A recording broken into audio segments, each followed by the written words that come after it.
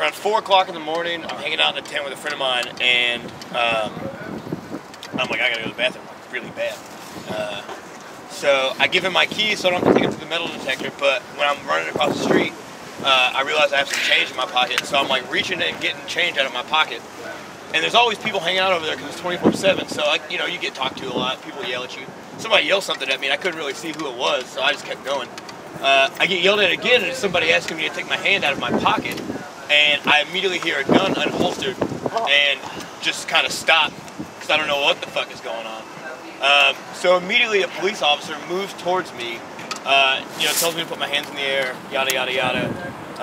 Proceeds to go on and just pat me down, you know, like he knew me.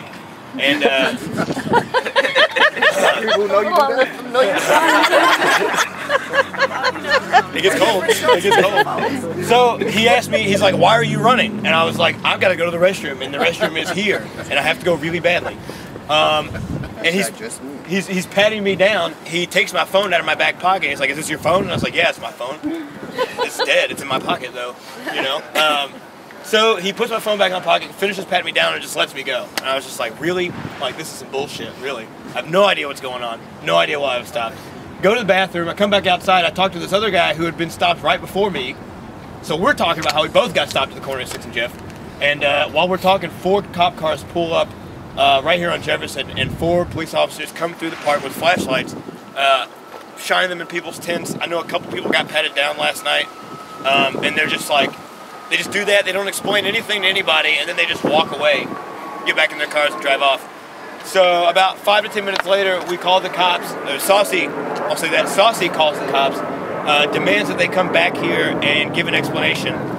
So those same 4, I think, come back and explain finally that there was a robbery on 5th and Jefferson, and the suspect was moving westbound, and that the suspect was a black guy about 6 feet tall.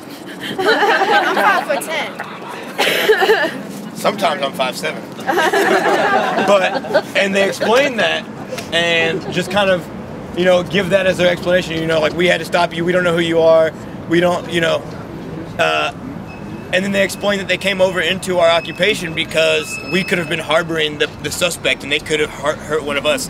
We explained to them that we police ourselves all day and all night and have a fantastic security system set up so people don't have to feel unsafe while they're sleeping. But they didn't really buy it. Saucy tried to get the guy to apologize directly to me, but of course he didn't really have the balls to do it. Also, he probably didn't really understand that. He probably didn't really understand that he had done anything wrong. So that's what happened last night. Whatever. What's up? As I was walking past Metro earlier, I saw one of their superiors talking on his cell phone, firing a cop, saying his actions were unacceptable, so that may have been the cop. That could be pretty awesome. Yeah. I haven't been here all day because I didn't go to sleep until 1 p.m. this afternoon because I was wired. So I don't know what's happened today. I just know that's what happened last night, and so people need to be aware of what can happen to you, even when you're less than 100 feet away from the occupation, even when you're asleep in the occupation. The cops are not your friends. They don't care about you. He specifically said, I have a family and kids, and if it comes down to it, I have to protect myself. So he was about a half a second away from shooting me if he had to, and so you have to understand that you don't get a chance at that point. It becomes your life versus his, and he's got the gun. And he's got the gun, and he's got the badge, you know? So everyone needs to be aware of that. Hopefully we can squash all this solidarity with the cops bullshit for once and for all. So, what's up? So since we've been in this space, a lot of people have kind of had to learn a lot of things, right? We all come from kind of different backgrounds, different walks of life. So every day there's been a new kind of challenge. A lot of them have been kind of surrounded by our privilege. So for some of us, this is an everyday occurrence.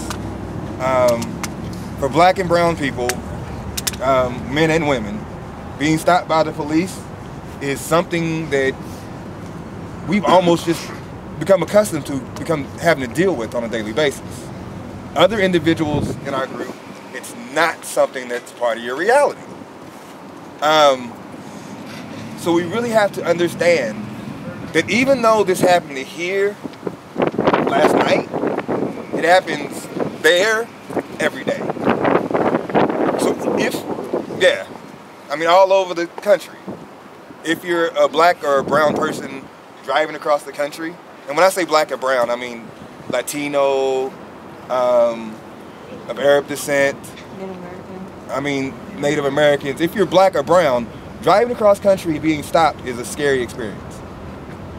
Pulling into any major city and getting stopped is a scary experience because you don't know what's going to happen. So if this is going to be something that we decide as a group that we need to tackle, we cannot tackle it. This can be the linchpin of us moving forward. However, we have to look at it as a systemic issue and not as something that happened to our group. Okay? All right.